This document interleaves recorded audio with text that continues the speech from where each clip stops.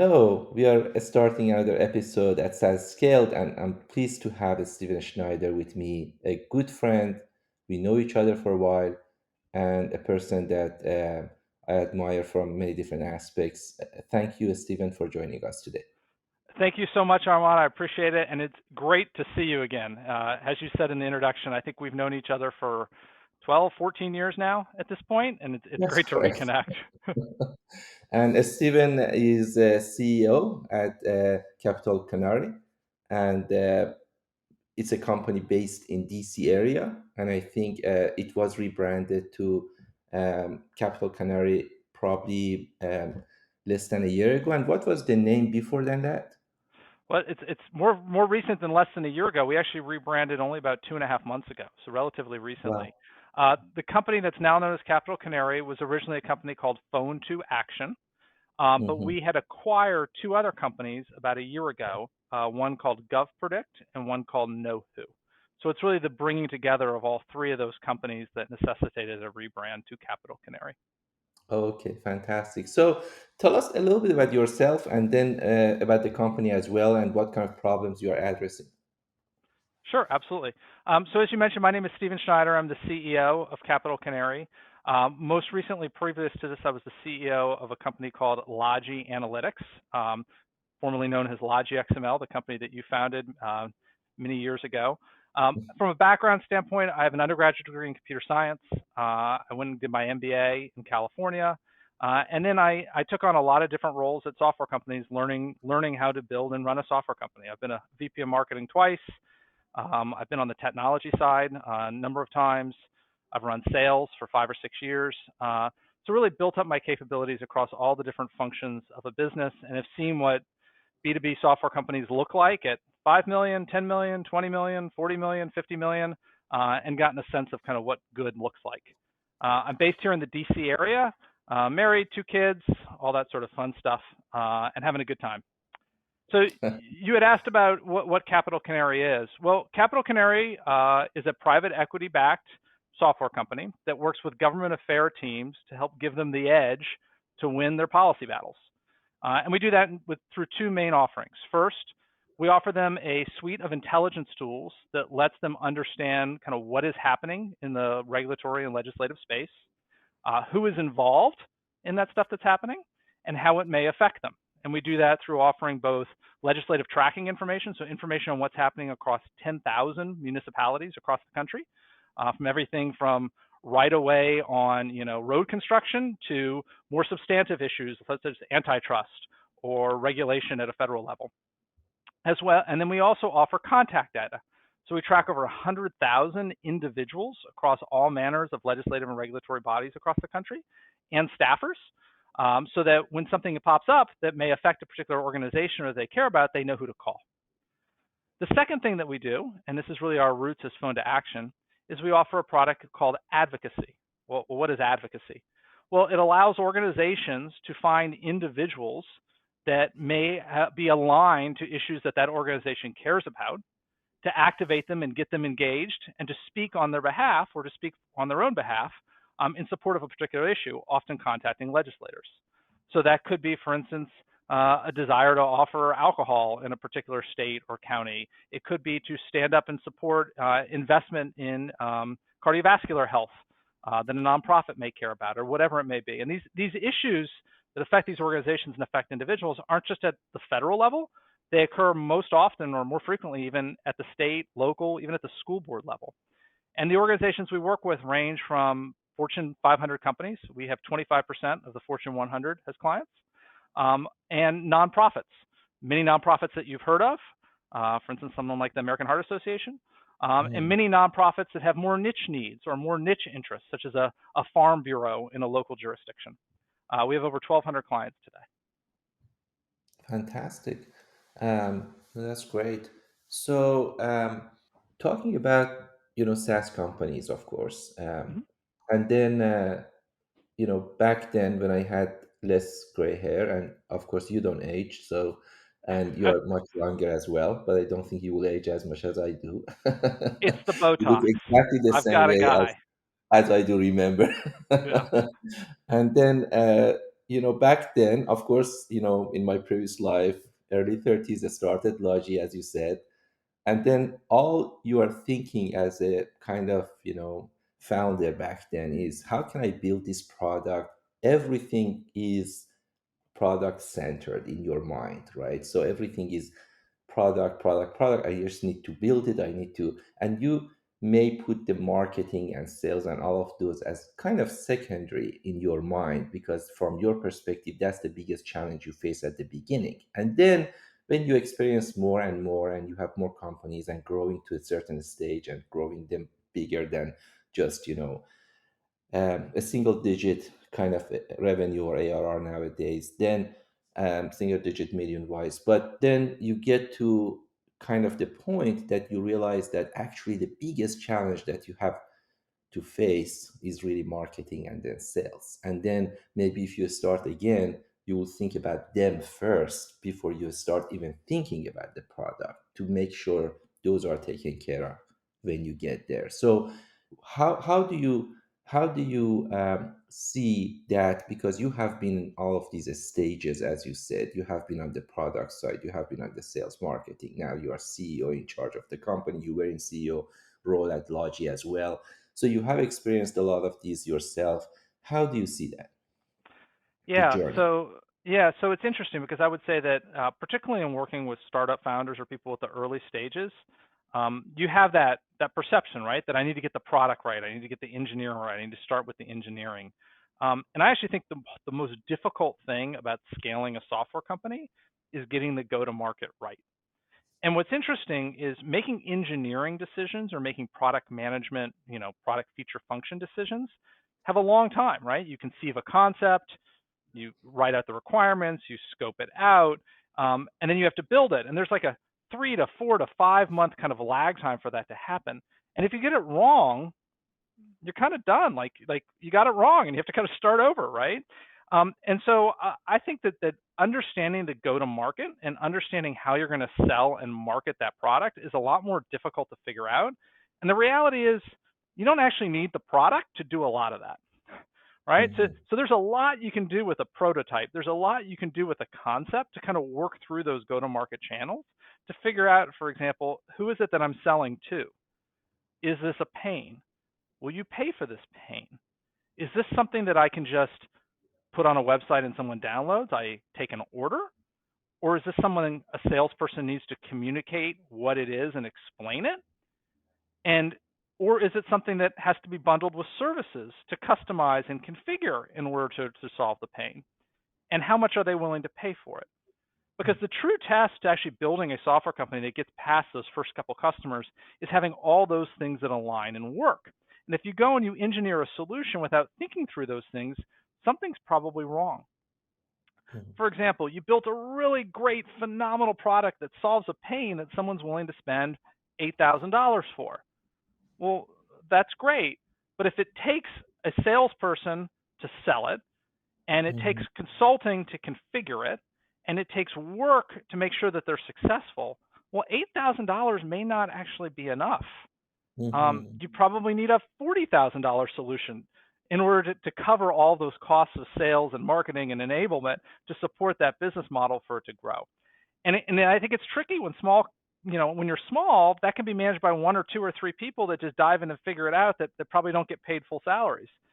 But at 1 million, 2 million, 3 million, you have to start scaling. You have to put that infrastructure in place. It doesn't exist. So I think it's important to spend a lot of time thinking through that go to market. How do you get your product from from where it is to in your organization to your target persona to production, and testing that with prototypes, with iterations, with interviews before you ever actually go and do the engineering work. Yeah, fantastic.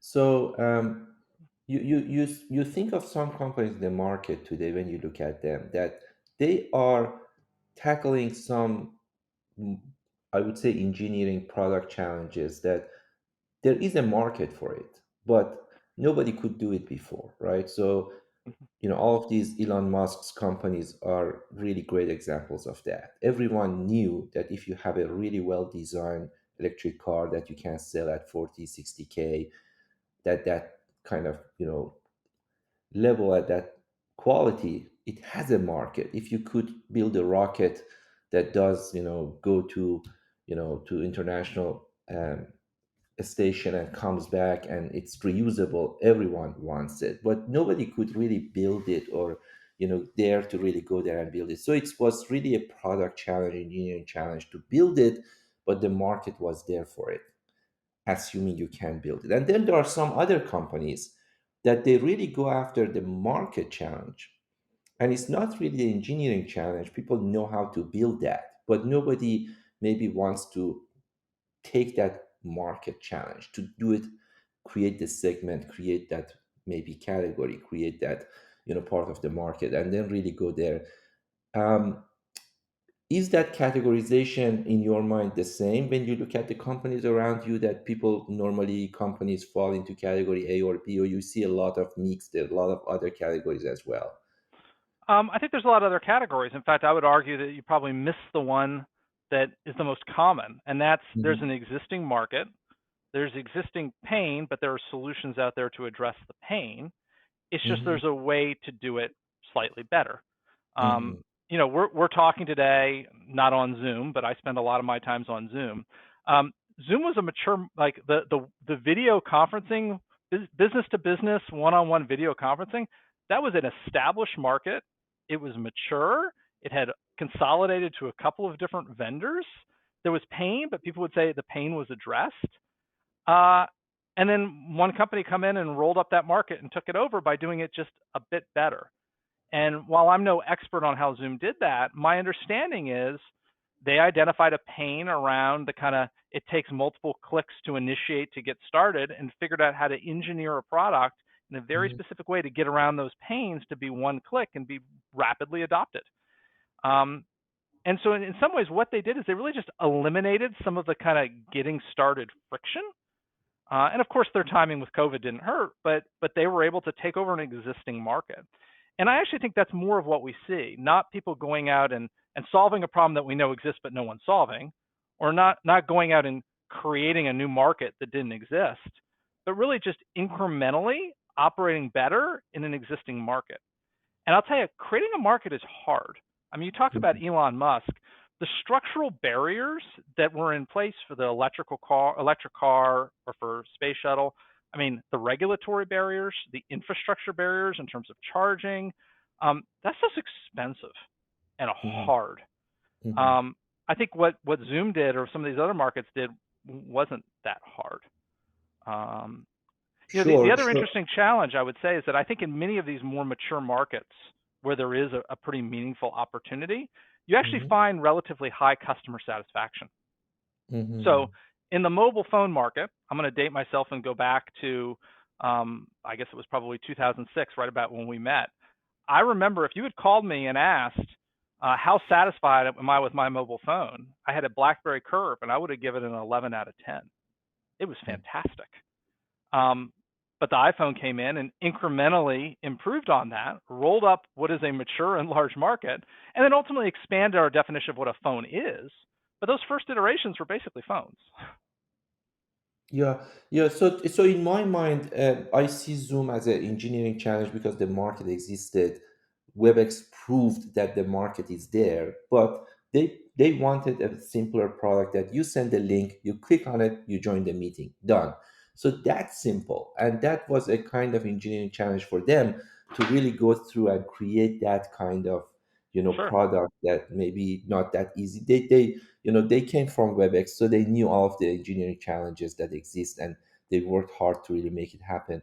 Also, when you think about, for example, iPhone, again, the market existed. Everyone needed a device that can check emails on it and be the phone as well and browse the internet. sure. At some degree, BlackBerry was mostly email kind of device, but then how do you do that with kind of one device that take you to the email in a better way, or browser and music and phone? Sure. But the market was there. It was, can you build it? And that was, to me, again, falls into the category of I'm going after kind of engineering and product challenge, Got but it. I'm not going to really. I know the market is there, right? So it's not a kind of market does not exist. And the reason maybe I'm kind of looking at that categorization in a simplistic way, A or B, because I always envy people that really kind of they are so smart that they really look at the market, and then they really see this is really they can create that kind of market in a very smart way, because the companies that I have created all the time, when I look at the pattern, people tell me that it has two characteristics. Number one, you cannot pronounce the name very easily. The second characteristic is that it's a very wide platform, not super easy to build it, and Yep. then it takes years and a lot of time. But then it at the end it turns out to be good product. People use it, but it's not super easy. Couldn't you create easier name to pronounce and easier product that can be built easier, faster, quicker to go to market? That's So probably that's good feedback, Armand. You might take that feedback. It's a good idea. so that was kind of the way Although it was. I will say though, to some degree, like the easy stuff, like a lot of people could do it. Like you have to do something kind of hard. And you speak to the Zoom use case. I say it was a simple incremental change. That was probably a pretty difficult engineering challenge to Yes, overcome, it was. right? Yeah. So it's probably not that simple. So I think sometimes from the outside in, we look at these things and say, oh, it wasn't that hard, but it was really a lot more complicated. Otherwise, other people would have done it. But I will say, most of these companies take one little niche part of the problem and focus on that and address it. And then, you look at them 10 years later and they've gone way past that, right? They accomplish a million things. But what ultimately drove that first kind of step function of success was just looking at one variable a little bit differently. And that's because building a company is hard. And I'll tell you, I don't. This company when I joined is not a startup, right? It's a private equity back, or a little bit bigger. And so it's interesting because you walk in and you look at how companies do things, and they tend to try and do things very differently in a lot of different places. Mhm. And innovate, innovate, innovate. And I said, well, innovation's a tricky thing because innovation's messy. It's not very, it's not very predictable where you're going to end up. It's hard to train people. You don't know if it's better or worse than the way you were doing it before. So you have to be really careful about innovation. So I like to look at it and say 90% of what we do, we're going to deploy best practice. We're going to Yeah. find the 10% that makes us unique and special and different, and we're going to innovate there. But we actually don't want to be innovative across most of our areas. We want to take the things that have been proven thousands of times to work and that we have benchmarks that we can compare ourselves to and do that. Because I can hire easier, I can train people faster, I can see if I'm doing better or not, I can get a sense of if I spend time here, how much improvement are we going to get, and then choose that 10% very carefully as to where we're really going to be innovate and really going to be different. Yeah, and that's a good point, because as the organization gets bigger and you are making bigger changes on the product side and innovate, then that requires more communication with marketing, more communication with market, more communication with sales and sales training, and all of these need to happen every time you are changing and changing and changing, and to the point that it may exhaust your kind of resources and energy to do that, versus focusing on really marketing and sales, and move forward with expanding sales and marketing much faster. So it might be the exact reason that big companies, rather to just work partner acquire startups, smaller companies who can innovate better and they're more nimble, rather than really start innovation within the company, even though it seems like they have more resources and experience and talent and intelligence to do that. But at the same time, it's just that factor that you mentioned, that if you really wanted to make a lot of changes inside the company, then you are slowing down on the sales and maybe on the market. Well, yes, and I also think the reason that it often works for a larger company to acquire those smaller companies is because those larger companies have the benefit of that. Again, going back to where we started the conversation, existing go-to-market infrastructure and channels, right? There's a lot of friction in selling a product to a new company, right? You got to find the right person. You got to sell the value proposition. You got to find if there's a budget. You got to build consensus, or at least identify all the stakeholders to get in. You have to have a price negotiation. There's typically a contract negotiation. There may be a security review. I mean, there's all this stuff that has to occur. Well, a bigger company acquiring another company, all of a sudden you have an existing customer base that you can go to where you know who to call. You already have a contract on file. There's already existing pricing. You know who the stakeholders, like a lot of that, makes it easier, which is how sometimes these big companies are able to create such meaningful value out of bringing in a smaller company that doesn't have access to those things. Again, Yeah. it speaks to the challenges of go-to-market in a sales company, in a software company. Yeah. One of the aspects that, I always thought that you're exceptionally good at it is dealing with numbers, figures, analyzing, looking at your Excel, and just seeing it in a totally kind of quick way, analyzing segment, putting the segments there. And that's something that I'm pretty sure it has helped you quite a bit on the business side whenever you get into, an organization or the companies that maybe on the side you are working with them, startups that you advise or invest. But how do you see companies in general have gone through that phase of becoming more data savvy? And how do you see an organization that has the data culture versus doesn't have the data culture, doesn't really dig down into their data, don't do the analytics that they should, versus the company that culturally does that with everything they do? um, of course, I'm coming from analytics, you come from analytics, we have experience there, but in personal experience as a person that not just we know analytics, but as a person, I think you do it in action. You lead by example, that everything you do is so data oriented and looking at the data and everything. I wanted to get your perspective on that, because I have seen that you do it pretty well in what you do. Well, thanks for that. Look, I think there's, and to be fair, I probably have a bias, as you do, towards looking at data and data-informed decision making.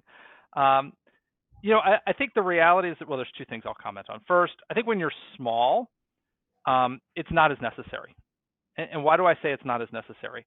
Well, you don't necessarily have all of the data points. You're not talking about 1,000 customers. You're talking about 17 or 70. And most people Mhm. can keep that kind of straight in their head. And to be fair, you're probably, as you're thinking about growing your business, you're probably less concerned about like the retention rate of your existing customers and more concerned about going out and getting new and expansion customers. So looking internally might actually be the wrong signal for what the market needs or what those market problems are. And it's typically a couple of individuals that are managing all this and working more on what they see and what they feel and what they infer. And it can work. And I think it can get to a certain level.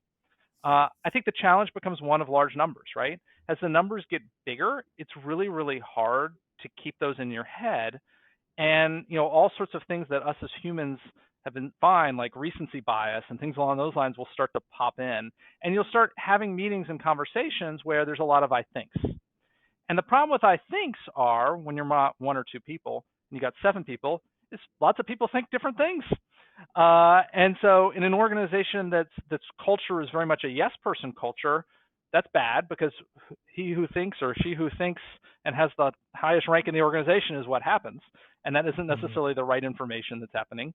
Um, and in a consensus driven culture, one that pushes decision making down, um, you can end up having conversations where lots of people think different things and you're not necessarily rowing the same way. So I think there's a ton of inefficiency that gets introduced as you get into larger organizations, and you have to come back to data. Now, by that same token, and again, I'll go back to something I mentioned earlier, software companies now and SaaS software companies and metrics and measures of functional areas here is fairly mature.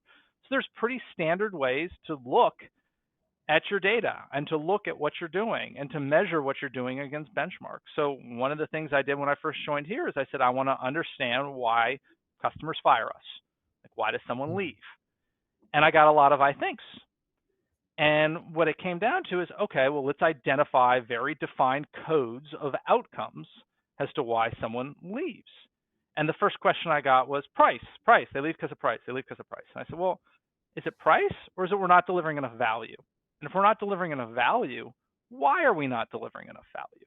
And you can start to kind of go down that chain and classify those churn and then figure out, okay, well, why do they churn and what percent of churn is driven by what kind of activity and how does this compare to benchmarks? And you can start to think about, well, how do we address this? Do we address this by not not working with certain kinds of clients that have a high propensity to churn? Do we go after this by, having a different kind of renewal process? Is it that they have trouble onboarding, or is it that they have trouble with the end of the contract? Like, what is the issues? And data allows you to make those decisions, but most importantly, data allows you to get everybody pulling in the same direction, because there's no debate over what I think. This is what it is. And I Mhm. think it's really important, but it does take a maturity of an organization to do that. I also think with data, though, and this is something I see all the time, is there's a tendency to do what a mutual and former colleague of yours always used to refer to as weather reports. We sold X amount to this segment. This segment has a churn rate of Y. We're selling more to this vertical. A lot of just kind of statements of fact that I would describe as a descriptive analytics, like it is what Mhm. it is, but not actually taking that and making it kind of what is the down low, what is the actionable, what is the conclusion that I need to draw from all these independent data sets. And that's a hard skill, and it's a really hard skill to find, but critically important. One tool I use when I get a weather report deck, or a bunch of analysis, that's what I would call a weather report, in a series of slides. Google Slides is what we use here. I'll say, I want you to go back to all of these slides, and at the bottom, put an arrow.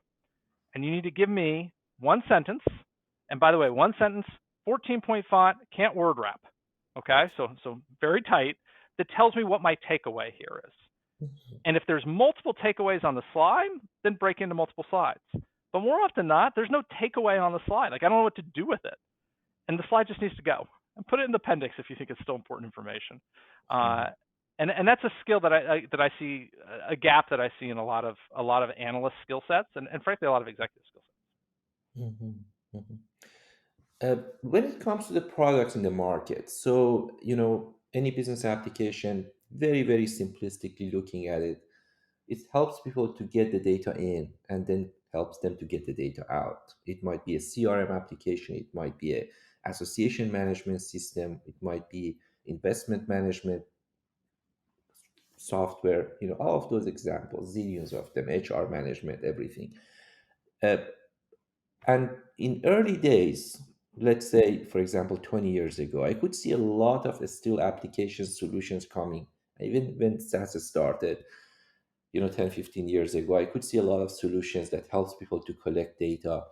And gradually, I see more and more companies that improve and they are talking about getting the data out part. And I see a lot of analytic solutions in the market that sometimes they do nothing but just the data that you have, just collecting them, helping you to analyze it. Mm-hmm. And the way I have seen the trends, especially when I look at the startup as the way to see the future, because these are going to grow and become the future, I see more and more ratios of companies that are introducing themselves as we are analytic applications, meaning that we go to real estate and carve out this part of data for this part of market, for example, or we are in industry that, let's say, hospitalization, and we manage to provide you information about the pricing on the hotels or whatever, right? So those kind of things that all comes from the data that either exist or they can easily put together, but a lot of logic and algorithms about really getting the data out. How do you see that trend going? Have you experienced it yourself? I think even in the company that right now you are involved, you might see part of it that more and more you guys are thinking about how to get the data out better, more automated, more intelligent way to our customers, users, or you may not have seen that trend. That's always going to be a blend and probably the same ratio that you have seen. I think almost every application will become an analytic application in some way, shape, or form. I think Hmm. it is going to take input, be it from third-party systems, be it from user activity, be it from choices, whatever it may be, and will help provide a guided experience to the end user, and built for that persona of that end user to provide a more, a richer end user experience. And we see this in consumer applications. I mean, Jeff Bezos knows more about my life than my wife does, right? Hmm. In terms of what gets advertised to me on Amazon and things along those lines. That is an analytic application. I booked a flight today with United. That is an analytic application that is filtering which airlines I use and what packages I use. It's probably pricing in a fairly custom way as well. Mhm. An example I use all the time, or I've used historically, Sheetz gas station. I mean, talk about a brick and mortar, product that you would think of as not an analytic application. Yet I use that application on my phone to order ahead. It has saved things. It makes recommendations for me. It does MTO so I can pick it up on the way on a trip. Talk about a brick and mortar application, a brick and mortar thing that is now an analytic application that, by the way, I use them over everybody else because it's easier, it understands me, and it provides greater value to me. So I think almost every application is going to become an analytic application. I don't believe in standalone analytic and BI systems as the end all be all, Mhm. precisely because you have to match an application to persona. An application has to map to the usability of the user using that application. And a Mhm. standalone BI or analyst tool is not going to be mapped to that persona. However, Mhm. an application designed by a product manager is by definition, or if done well, mapped to a persona. And so I think it's the future. And I think that we see it happening all of the time in all sorts of applications. I frankly think our maturity in terms of how sophisticated these applications are going to be is in the first or second inning. It's very early stage. And I think if product managers aren't thinking about that, then they're probably not great product managers.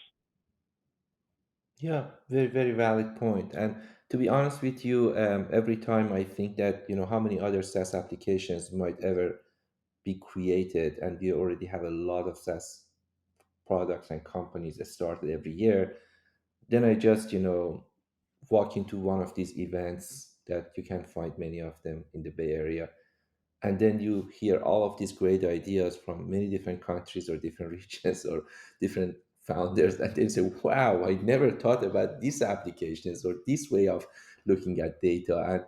And it's endless, it's amazing. It always amazed me that so many different ways you can really, there's so much data that we are not even looking at it, and still there are way to go and years to go to really just understand all of these automations and all of these analytics and even automated analytics. That probably is the next phase that you will see a lot. I've long believed that the embedding of models in traditional, like, consumer facing or business user facing applications is that next wave. To be fair, I've thought it was coming for 12 years, and I don't think we're still at that maturity yet, or at least that broad based adoption stage. But I still believe it's coming. Mhm. There's a local company here called Churn Zero, for example, that's attempting to do that on the customer success and renewal side. You are seeing these things start to kind of stand up, but it still feels very basic, still feels very aged, and some of that comes down to the maturity of our end users, right? You come back to the persona. There are certain segments where we've gone from, I would argue, not technology sophisticated end users, marketing, for example, where it was brand, it was collateral, it was events, to a very technical, analytic heavy role with demand gen and things along those lines. But not all roles are super technically savvy. I would argue that the business that I'm in here at Capitol Canary, we work with people that are responsible for working with governments. That's primarily a relationship driven type role, not a technology demand gen messaging and tracking and all that sort of stuff. But in our space, we're seeing significant maturation of technology to support that function. And over time, we'll see more and more. But like for analytics, we can do some, but this is very basic stuff at this stage. So I think we'll see it develop differently in different verticals. And do you see, for example, in Capital Canary, you guys are really in a position that you are increasingly creating value out of data, or you are still selling software versus selling data, and it's going to be the future? Yeah, so that's a great question. So first off, on the legislative or on the intelligence side, um, everything that we provide is in the public domain, right? Mhm. What do we gather? We gather legislative information from websites, from minutes, from things that are being posted in freedom of information, that's publicly available information. Contact data. I mean, many of these localities post these things. But if you're at a large organization responsible for understanding, cell phone restrictions across the country or cell phone tower restrictions, how are you going to do that by hand? Are you going to go manage all these websites? So where we provide value and where we reduce friction is by gathering that information and organizing it and providing some level of retrieval mechanisms, knowledge base, and things along those lines to find it. So really, we're just data aggregators in its most simplest Mhm. sense. Now, that provides tremendous value, but that's really what we are. Now, on the advocacy side, this is where we really are allowing organizations to mobilize individuals to speak up on particular issues to their legislators. We really reduce friction, right? So historically, especially in the nonprofit side, this was hand petitions, right? Now, through technology, people can reach out and find people that want to speak on behalf of an issues and speak on behalf of issues via all manner of mechanisms, right? It's not just a petition, it's a phone call. We can facilitate phone calls to legislators at whatever level, school board level, federal level. We can facilitate email messages. We can even capture videos. I have a great video of one of our clients talking about how important solar energy tax credits are and how Mhm. they're very supportive of these things and how they're driving adoption of alternative energy in their particular area. And that's the sort of stuff that was just very hard to get and very hard to collect. And it's really valuable stuff. And so, organizations, we really reduce friction in that process and provide a way to gather and collect more voices than were previously possible, which is in many ways what democracy is really about. Yeah, great.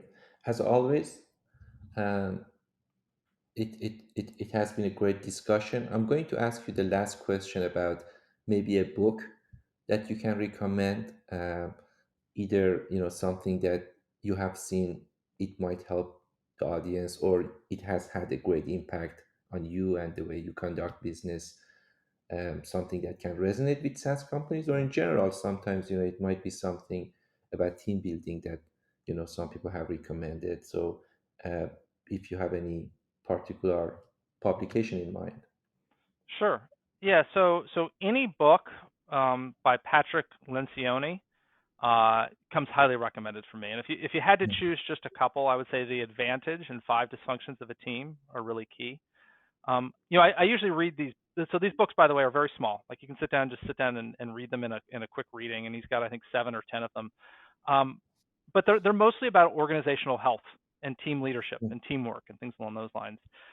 But I think the true measure of how much value a business book delivers is what can you remember 3 months from now, 4 months from now, 5 months from now, not when you're actually sitting down reading it. And the takeaways and the phrases and the quotes that come in there frankly become part of my lexicon. They become part of what I say and how I manage and how I think and the message that I convey internally. So like some of the things I say a lot is I say clarity over certainty. And that's a phrase that he uses in a lot of his books, right? So it's much more important when leading a team to give them clarity than to wait to make sure that it's perfect. And because I think all too often we get to 80% and we stall waiting for that 20% of certainty. And the reality is we don't get there and there's a cost to stalling. Humble, hungry, smart. The great phrase he uses about evaluating people that are going to be great parts of a team moving forward as the attributes that you want to look for. And I'll leave you with one kind of final phrase that he says because there's hundreds of them that are just so good. If everything is important, then nothing is. I think Mhm. it's a great concept around focus and around the idea of you can't do it all. And if you try to do it all, you're choosing not to do anything very well or to put your focus on any one thing. And so you have to decide what are you going to do really well and make it very defined and say no to a lot of good ideas because they're not necessarily a good idea for that organization. So I'll leave you with that. Patrick Lencioni, great reads, very short. Throw them in your bag. I like to reread them when I'm on vacation because they're just so quick reads you can pick up and put down. Yeah, and that's a very great point to end our conversation with. And I would say it's not easy to focus, but it's the key It's the key. if you want to be successful. You got it. And it's hard because you get a lot of pulls in different directions. It's hard, but very key. Thanks again, Stephen, for joining us. It was a great session. Thank you very much, Armand. It was great to see you again.